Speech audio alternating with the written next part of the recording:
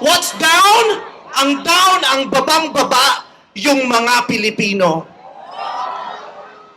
Kaya sa ngalan ng lahat ng mga kapwa ko artistang nasa entablado ngayon, pati na rin yung mga artistang nasa baba at nasa iba't ibang lugar na nakikisama sa amin, binabati po namin kayong lahat. Mabuhay kayo, mga kapwa namin Pilipinong nanakawan ng gobyerno. Mabuhay kayo. Yan ang pagbati natin sa isa't isa. At para sa lahat naman ng mga politiko at bahagi na ng gobyerno na nagnakaw sa atin, nagnanakaw sa atin, mga nakatingin habang may nagnanakaw sa atin, mga kasama ng mga nagnanakaw sa atin, mga alam na may nagnanakaw pero hindi nagsasalita, mga kasama ng mga nagnanakaw, mga nagtatago ng magnanakaw, isa lang ang gusto namin sabihin sa inyong lahat. Patawad kay Father pero putang ina ninyo!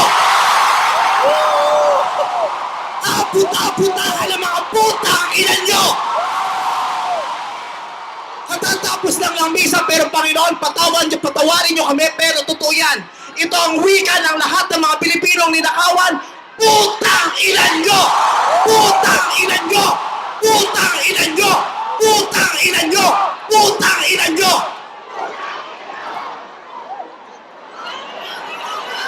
Putang ina nyo!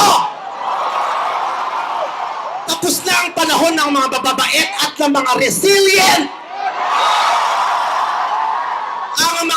Ang mga mababait, ginago. Ang mga resilient, tinarantado.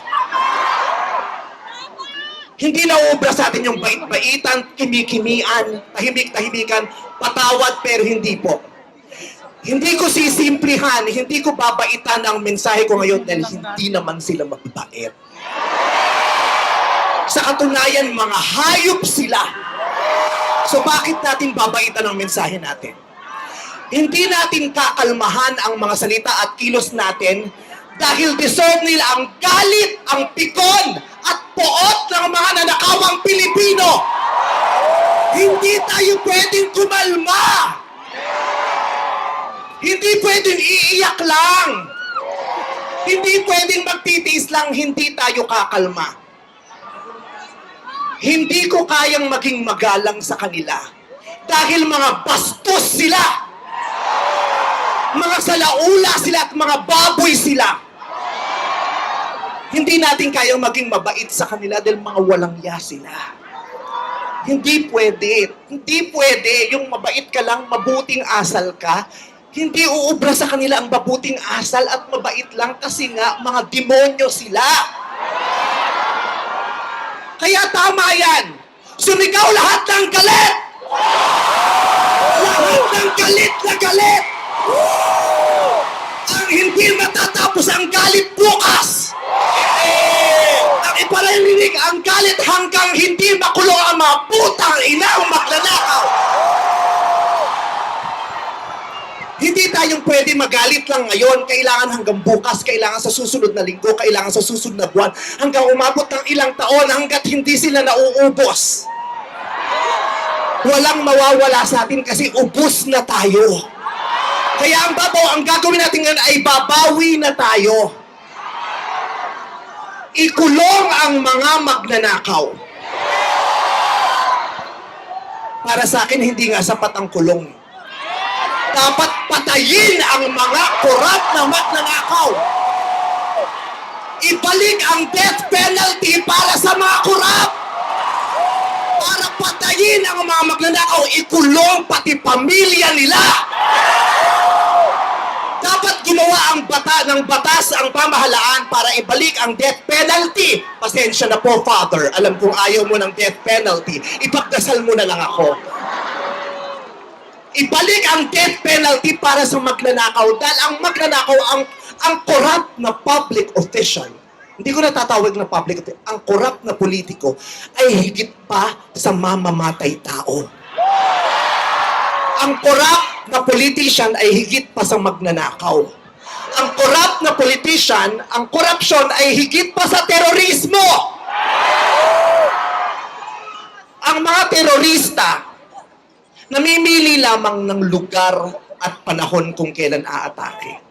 Pero ang mga magnanakaw sa Pilipinas, walang pinipiling araw. Araw-araw nila tayong ninanakawan. At ang inaatake ng mga terorista, yung mga iba ang pananampalataya, iba ang paniniwala, iba ang lahi. Pero ang mga korap, kapwa Pilipinong kalahi ang ninakawan. Kaya hindi tayo pwedeng sumuko lang ng ganito. Kaya hinahamon ka namin, Pangulong Bongbong Marcos, kung gusto mong magkaroon ng magandang legasiya, ang pangalan mo, ipakulong mo lahat ng magnanakaw. Nakatingin kami sa iyo, Pangulong Bongbong Marcos. At inaasahan ka namin, hindi dahil sa idol ka namin, kundi dahil sinuswelduhan ka namin at inaasahan namin na tutuparin mo ang inuutos naming mga employer mo. Kami ang nagpapasahod sa inyo. Tapos na ang panahon na natatakot tayo sa gobyerno. Takutin natin ang gobyerno dahil ang kapangyarihan nasa sa atin, wala sa kanila. Nakatingin kami sa inyo. Ipakulong lahat ipakulong. Bawiin ang mga ari-arian. Bawiin ang mga ari-arian. Pati atay, i-donate, ibigay ang atay. Pati mata, i-donate, walang ititira kasi nga, hindi tayo pwedeng maawa dahil mga putang ina nila. Maraming salamat sa inyong lahat. Sasamahan namin kayo hanggang mamaya. Isa pa, putang ina nyo! Father, I Sobra na, tama na. Sobra na, tama na. Sobra na, tama na. Okay. Kulong na yan! Kulong na yan. Kulong na yan! Mga kurakot! Kulong na yan! Mga... Okay, sige po. Ramdam niyo po ba yung galit niya? Hindi halata.